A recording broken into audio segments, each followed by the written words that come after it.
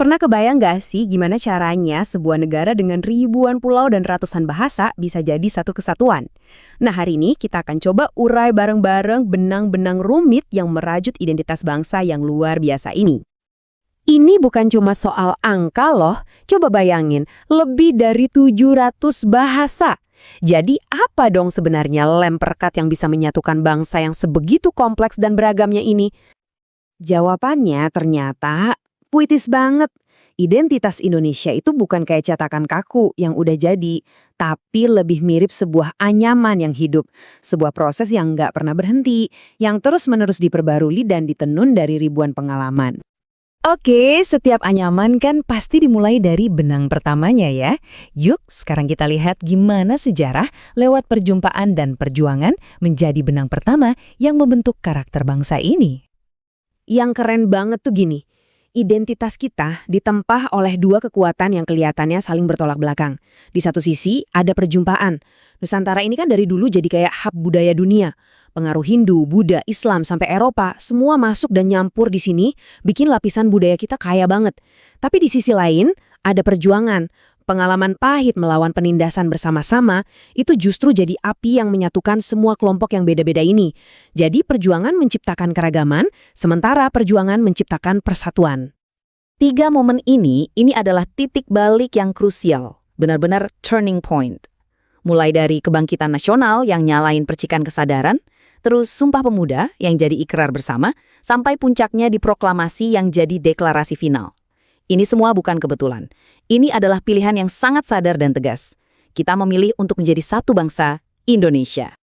Nah, sejarah tadi itu nggak cuma berhenti jadi catatan di buku pelajaran, tapi benar-benar meresap ke dalam kehidupan kita sehari-hari, membentuk apa yang bisa kita sebut DNA sosial bangsa ini. Mari kita bedah lebih dalam. Lebih dari 700 bahasa. Coba deh renungin sebentar. Angka ini bukan statistik biasa. Ini adalah bukti paling nyata kalau keberagaman itu bukan sekedar fitur tambahan atau hiasan. Tapi ini adalah kode genetiknya, DNA inti dari keindonesiaan itu sendiri. Terus pertanyaannya, gimana caranya DNA yang super beragam ini bisa tetap menyatu? Nah, disinilah muncul sebuah konsep yang indah banget, namanya gotong royong. Intinya, ini adalah filosofi kalau hidup itu bukan cuma soal aku, tapi soal kita. Kita semua ini bagian dari satu jaringan kebersamaan. Dan ini bukan cuma teori loh, gotong royong itu kelihatan banget di kehidupan sehari-hari. Misalnya, pas kita bantu tetangga tanpa diminta, atau kerja bakti di lingkungan tanpa mikirin untung rugi. Inilah lem sosial yang sesungguhnya, yang bikin komunitas kita begitu kuat. Selain gotong royong, ada satu pilar lagi yang gak kalah penting, kekeluargaan. Gampangnya gini, prinsip ini melihat seluruh masyarakat, bahkan seluruh bangsa, sebagai satu keluarga besar. Jadi negara ini ya keluarga besar kita semua. Dampaknya, wah luas banget. Semangat kekeluargaan ini membentuk cara kita menyelesaikan masalah. Bukan dengan adu urat atau konfrontasi, tapi lewat musyawarah.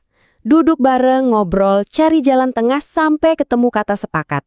Jadi, harmoni itu jadi tujuan utamanya dari level desa sampai urusan negara.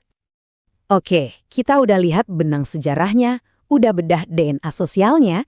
Sekarang, yuk kita menyelam lebih dalam lagi. Kita coba sentuh jiwa filosofisnya. Apa sih esensi dari keindonesiaan itu? Jiwa filosofi ini bisa kita lihat dari 3 sisi.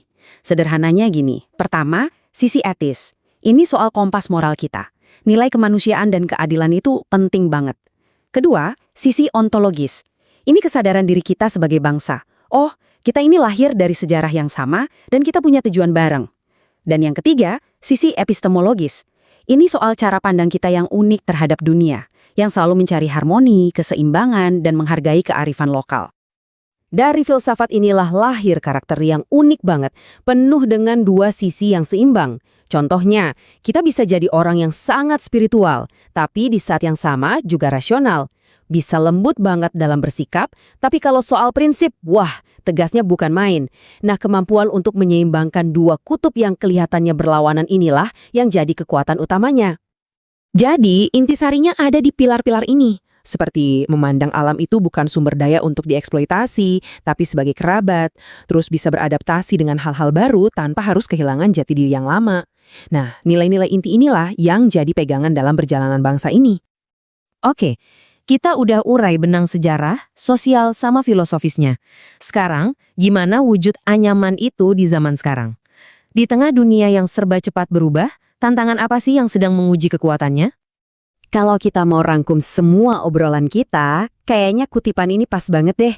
Bangsa yang lahir dari keberagaman, tumbuh dari gotong royong, dan dibentuk oleh perjuangan bersama. Setiap kata di kalimat ini benar-benar merekap semua perjalanan yang sudah kita bahas tadi.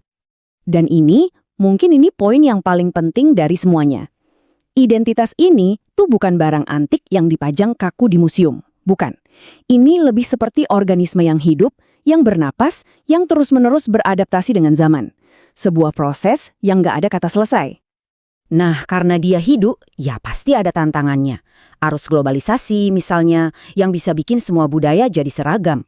Terus ada sifat super individualis, yang pelan-pelan bisa mengikis semangat gotong royong.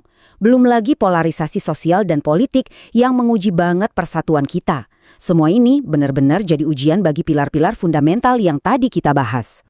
Tapi untuk menghadapi semua itu, kutipan ini bisa jadi pengingat yang kuat banget buat kita semua, bahwa Indonesia itu lahir bukan untuk menjadi peniru, tapi untuk menjadi pencipta. Kekuatan kita bukan pada keseragaman, tapi justru sebaliknya, pada keberlimpahan identitas yang kita miliki.